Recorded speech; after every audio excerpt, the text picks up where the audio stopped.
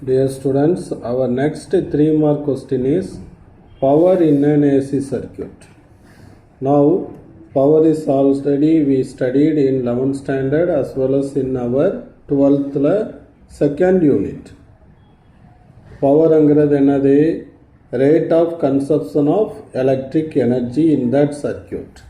For 2-mark purpose, you write that definition also. So, power angiradhu in second unit we already studied, that is product of voltage and current. So இது வரைக்கும் நம்மளுக்கு டிசியில் பிரச்சனை இல்லாமல் இருந்தது. But here in AC circuit the voltage and current vary continuously with time. அப்போ கண்டினியூஸாக vary ஆகிட்டே இருக்குது. So for example here I show the waveform of voltage and current in a circuit. So at each point you show the voltage and current value get varied. For example, at this point first I calculate the power.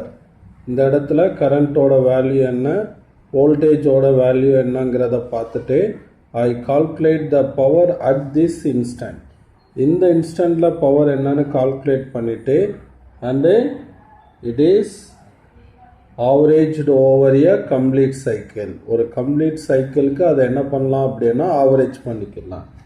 Let consider the voltage and alternating current in series inductive RLC circuit at any instant. இப்போ ஒரு series RLC circuit எடுத்துக்கிறேன்.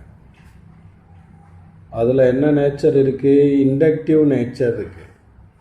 So inductive நேச்சர்னால் XL is greater than XC, இந்த மாதிரி condition தான் inductive nature அப்படின்னு சொல்லுவோம். அதில் the voltage and current at any instant can be write as V equal to Vm sin omega D.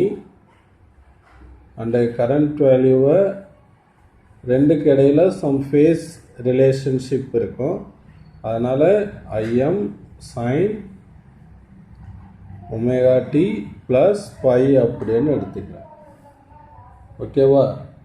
Now phi is the phase between voltage and current. அடுத்து வந்து instantaneous power.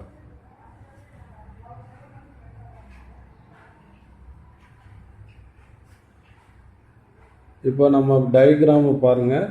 இப்போ இந்த இடத்துல வோல்டேஜோட value, இந்த இடத்துல கரண்ட்டோட வேல்யூ இங்கே எடுத்துட்டேன். அப்போ இந்த இடத்துல பவர் என்ன அப்படின்னா இதை ரெண்டையும் மல்டிப்ளை பண்ணணும்.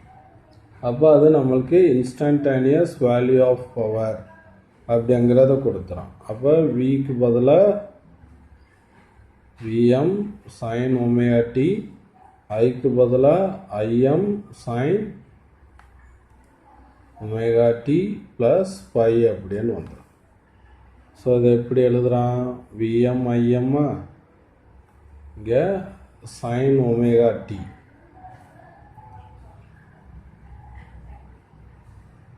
ஸோ இதை நம்ம என்ன பண்ணுறோம் அப்படின்னா எக்ஸ்பேண்ட் பண்ணுறோம். என்ன formula, sin A plus B. sin A plus B trigonometry formula படிச்சிருப்போமா? sin A ப்ளஸ் பின்னா என்ன ஃபார்முலா படிச்சிருக்கீங்க? sin A cos B plus cos A sin B அப்படின்னு ஃபார்முலா படிச்சிருக்கீங்களா? அதை நான் என்ன பண்ணுறேன், இந்த இடத்துல அப்ளை பண்ணுறேன். இதை ஒமேகா டிவை ஏன்னு வச்சுக்கணும், இதை பின்னு வச்சுக்கணும். அப்போ sin A plus B formula. அப்போ sin A cos B plus cos A sin B அப்படிங்கிற ஃபார்முலா போட்டு எக்ஸ்பேண்ட் பண்ணுறேன். இப்போ நான் என்ன பண்ணுறேன், இதை உள்ளே கொண்டு போகலாமா? அப்போ உள்ளே கொண்டு போனோம்னா Vm Im இப்போ வந்து sin ஒமேகா டி, இங்கே ஒரு sin ஒமேகா டி. அப்போ sin square omega t into cos pi plus இந்த இடத்துல என்ன இருக்குது, sin omega t cos omega t into sin pi. We take the average over one cycle. இப்போ ஒரு இன்ஸ்டண்ட்டில் ஒரு பாயிண்டில் பவர் கண்டுபிடிச்சிட்டோம். அப்போ ஒரு கம்ப்ளீட் சைக்கிளுக்கு எவ்வளோ பவர்னால் இதை ஆவரேஜ் பண்ணணும். அப்போ இதை ஒன் சைக்கிள் அப்படின்னா 0 to 2π வரைக்கும் இதை ஆவரேஜ் பண்ணால் சைன்ஸ் ஸ்கொயர் ஒமேகா டியோட வேல்யூ எதுக்கு ஈக்குவலாக இருக்குன்னா 1/2க்கு ஈக்குவலாக இருக்குது. அதே இது இந்த டைம் இது இந்த மாதிரி எழுதிட்டு போயிடலாம் சிம்பிளாக. Sine omega t cos omega டியை ஒரு சைக்கிளுக்கு ஈக்குவேட் பண்ணால் திஸ் வேல்யூ டென்ஸ் டு 0. அப்போ இந்த டேர்ம் வந்து 0 ஆயிரும். இங்கே மட்டும் சைன் ஸ்கொயர் ஒமேகா டிக்கு பதிலாக 1/2 போட்டுக்கலாம். அப்போ the average power over one complete cycle equal to Vm Im 1/2 cos by அப்படின்னு வரும். இந்த 1/2 இப்படி எழுதலாமான்னு பாருங்கள். Vm/√2 Im/√2 into cos pi. அப்போ 2 எப்படி எழுதியிருக்கேன், √2 into √2. அப்போ Vm/√2 Im/√2. Vm/√2னா என்ன படிச்சிருக்கோம்? Vm/√2னா என்னது? Vrms. Im/√2னா என்னது? Irms. இன்ட்டு என்ன கிடைச்சிருக்கு? Cos by. ஸோ இது முக்கியமான ஒரு ஈக்குவேஷன். அந்த ஈக்குவேஷனை நான் இந்த இடத்துல எழுதிக்கிறேன். P average equal to VRMS IRMS into cos by அப்படின்னு இருக்கா. ஸோ இந்த இதுக்கு பேர் வோல்டேஜ் அண்ட் கரண்ட்ங்கிறது பவர். விஆர்எம்எஸ் ஐஆர்எம்எஸ்ங்கிறது என்னது அப்படின்னு கேட்டேன்னா it is called apparent power. The cos பைங்கிறது என்னதுன்னு கேட்டேன்னா it is called power factor. And இந்த பி ஆவரேஜ்ங்கிறது என்னன்னு கேட்டேன்னா it is also called as true power.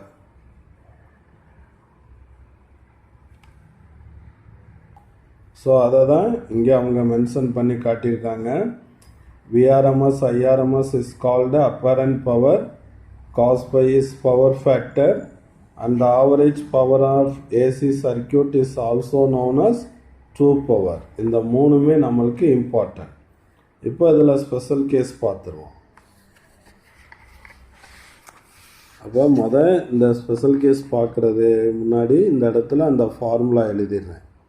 அப்போ average power equal to VRMS IRMS into cos by.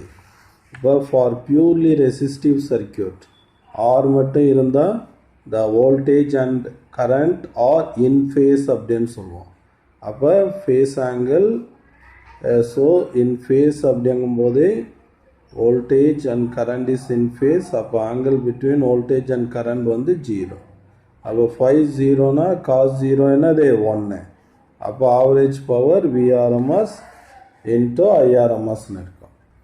For inductive or capacitive circuitல inductive circuitல voltage leads current by phase angle pi/2. capacitive circuitல current leads voltage by phase angle pi/2. ஓகேவா? அப்போ plus R minus pi/2 அப்படின்னு வரும் angle. Inductor இருந்தால் plus pi/2, இது கெப்பாசிட்டராக இருந்தால் minus pi/2.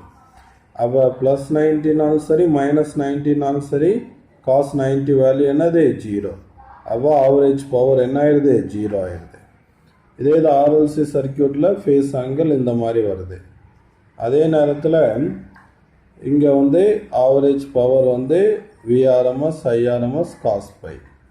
For series RLC circuit at resonance அப்படின்னு பார்த்தோன்னா at ரெசனன்ஸில் வந்து இந்த இடத்துல நம்ம ஆல்ரெடி ப்ரீவியஸ் வீடியோவில் டிஸ்கஸ் பண்ணியிருப்போம்.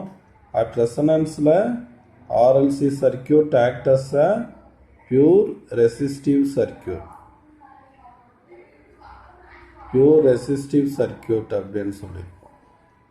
அப்போ pure resistive circuitல voltage and current is in phase. அதனால் phase angle 0. அதனால் power factor வந்து cos by 1. இன்னொரு விதமாக இப்படி சொல்லலாம். அந்த டயக்ராமை கொஞ்சம் நினைவுபடுத்துங்க.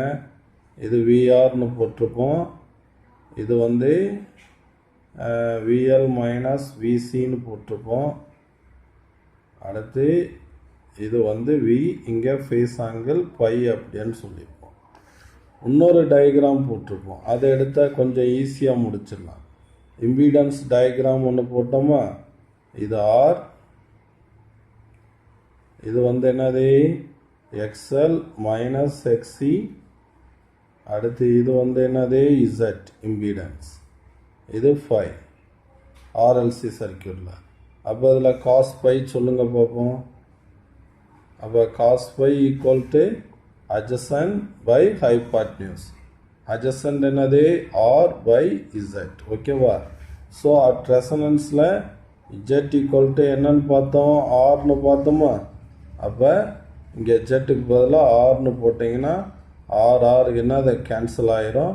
அப்போ the power factor at resonance is equal to 1 in RLC circuit அப்படிங்கிறத ஈஸியாக நம்ம ப்ரூவ் பண்ணக்கூடிய இன்னொரு மெத்தட். Okay students.